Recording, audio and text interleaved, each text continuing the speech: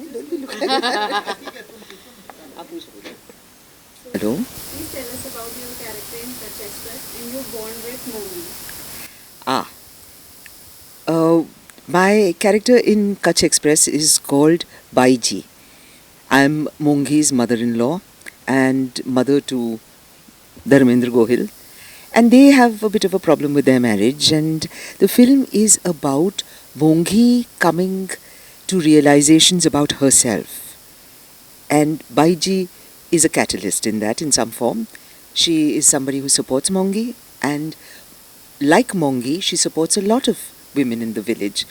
So, जो एक village में ज़रा सी बुज़ुर्ग औरत होती है, वो कैसी सबकी दादी जैसी बन जाती है, तो बाईजी कुछ ऐसी बनी हुई है. एंड मोंगी और बाईजी की जो रिलेशनशिप है सास बहू से काफ़ी विपरीत है. द नॉर्मल सास बहू जिस तरह से पोर्ट्रे किया जाता है फिल्मों में, उससे काफ़ी विपरीत है. They are friends, they actually like each other, they actually want to be together. Absolutely. और मानसी जी आप बताइए आप कैसे एक्सप्रेस करती है अपना बॉन्ड बाईजी के साथ? मोंगी बाईजी को बहुत रिस्पेक्ट करती है और कभी कभी वो एकदम चौंक जाती है कि बाईजी इतनी अच्छी अच्छी बातें, इतनी बड़ी बड़ी बातें कर लेती है इतनी सरलता से कि आपका नाम बाईजी नहीं बिरबल होना चाहिए. एक उसकी लाइन भी है, ऐसा बोलती है वो. और काफ़ी ऐसी चीज़ें हैं जो बाईजी बहुत बोल्डली बोल देती हैं, कर देती हैं, और मोंगी ऐसे हिचकिचाती है कि ये कैसे हो सकता है. और बाईजी बोलती है इतना क्यों डरती है तू भी कर सकती है, यू नो. तो she is like that guide, mentor, friend rolled into one for Mongi. और मोंगी बोलती भी अगर आप नहीं होती तो मैं क्या करती. तो for I think it's a great space that both the characters have, where there's a lot of companionship and there's love. And more than that, there is trust and belief in each other.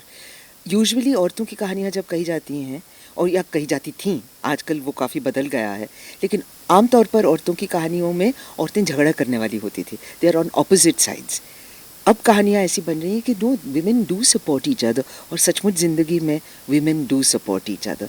एक line है हमारी film में जहाँ कहते हैं कि घाघरा नु भरत ओळखे, कि लिटरली ट्रांसलेट करो तो जो एम्ब्रॉयडरी की है घाघरे पे, तो वो दूसरा घाघरा ही पहचानेगा, दूसरी औरत ही पहचानेगी कि उसमें कितना गया और उसकी क्या वैल्यू है. So that is the way that women do stand together. आप अपनी ज़िंदगी में देखिए, अपने आसपास की ज़िंदगी में देखिए, you see that many more women support each other than confront each other. लेकिन फिल्मों में और ख़ास करके टेलीविज़न पर आप दोनों को बिल्कुल झगड़ालू ही दिखाया जाता है. सिनेमा में आप किस तरह का बदलाव देखते हैं? जो आप 25-30 सालों से आप इस इंडस्ट्री में हैं, किस तरह से चेंज को देखती हैं, कितना चेंज आप पाती हैं, और इस गुजराती सिनेमा या रीजनल सिनेमा किस तरह से मेन स्ट्रीम सिनेमा में इन्वॉल्व हो रहा है और लोग उसको कैसे पसंद कर रहे हैं? जी, आई थिंक पिछले कुछ दशकों में, शायद 10-15 साल में तो डेफिनेटली बहुत बदलाव आए हैं. और मैंने जिस तरह का काम किया, जो मैं फिल्में देख रही हूँ आजकल, जिस तरह के ग्रुप्स के साथ, जिस तरह के यूनिट्स के साथ मैं आजकल काम कर रही हूँ, इसमें मैंने 2-3 चीज़ें देखी हैं. एक तो बहुत ज़्यादा औरतें सेट पे हैं.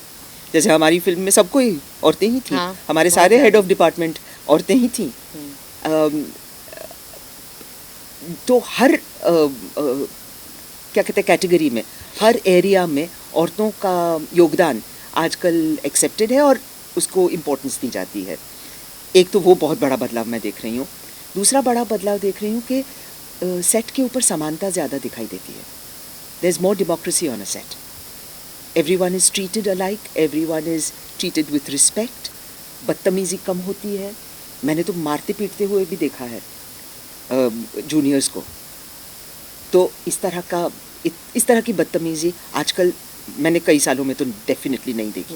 Would you agree? Yeah, absolutely. And everything is more regulated. I think it's become a very professional setup. Yes, much more जहाँ professional सब setup. आते हैं, अपना काम करते हैं, एक दूसरे को रिस्पेक्ट करते हैं, और काम खत्म होके सब अपने अपने घर जाते हैं. So that Definitely. हाँ, लास्टली आप दोनों लोग से क्यों ये फिल्म देखें, क्या ऐसा उनको ऑडियंस को मिलेगा कि देखने जाए सिनेमाघरों में?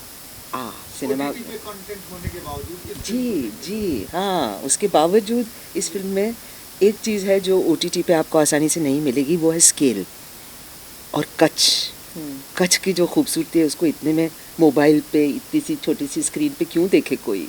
Absolutely. अगर हो सके तो सचमुच कच्छ जाइए, और अगर ना हो सके तो हमारी फिल्म देखिए। उसका एक एहसास मिलेगा, उसकी जो वास्टनेस है, उसकी जो सुंदरता है, उसके जो लोग हैं, उसका से कुछ मेलजोल कर पाएंगे आप। एब्सोल्युटली। और कच्छ एक्सप्रेस में इतने स्ट्रॉन्ग परफॉर्मेंसेस हैं, इतना अमेजिंग म्यूज़िक है और इतने अच्छे विजुअल्स हैं कि आप जब एक सिनेमा घर में इसे देखेंगे तो और मज़ा आएगा दूसरों के साथ देखने में, जी। क्योंकि अकेले अकेले घर पे एक छोटे स्क्रीन पे देखना और एक बड़े पर्दे पे सबके साथ देखना एक अलग ही एक्सपीरियंस होता है। बिल्कुल, और हमारा वो एक्सपीरियंस रहा है हमारे देश में, बड़े पर्दे पे देखने की हमको आदत है, सबके साथ, पूरा परिवार साथ मिल करके जाता है नाटक फिल्म देखने के लिए। So it is a communal experience, और अभी हम लोग बहुत ही इंडिविजुअल एक्सपीरियंस हो गया है। टीवी पे, लैपटॉप पे, मोबाइल फ़ोन पे, हर चीज़ हम लोग छोटा छोटा हो करते गया। जा रहे Yeah, हैं। that's तो true. ये जो सब साथ मिल करके देखना, आज रात को जब वर्ल्ड कप होगा तो अकेले में देखना एक बात है, और जब सारे दोस्त साथ मिल करके देखेंगे तो मज़ा ही और आएगा। Absolutely. तो यही बात है थिएटर में फिल्म देखने की। और ये फिल्म तो definitely it is going to be entertaining and interesting and beautiful to look at. Absolutely. कोई भी डायलॉग अगर आप हमसे शेयर करना चाहें तो अपनी फिल्म से। તમારો ટ્રેલર નો आपस डायलॉग में दोनों लोग बात करते हो कुछ ऐसा dialogue? Oh oh my god, मुझे तो अभी याद भी नहीं है कुछ भी।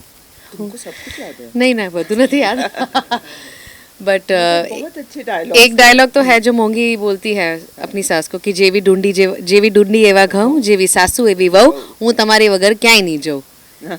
उसका मतलब है कि आप जैसी हैं वैसी ही मैं हूँ, और आप करेंगी तो ही मैं करूँगी, वरना मैं नहीं करूँगी।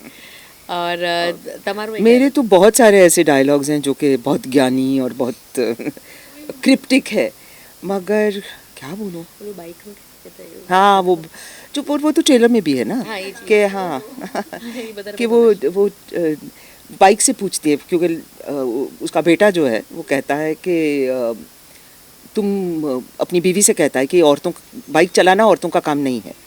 तो बाई जी पूछती है बाइक को कि क्या तने खबर पड़े कि तारे बायू चलावे से कि भाई कि तुमको कैसे पता चलता है कि मर्द बैठा है या औरत, तुमको पता चलता है क्या? तुमको तो स्किल से मतलब है।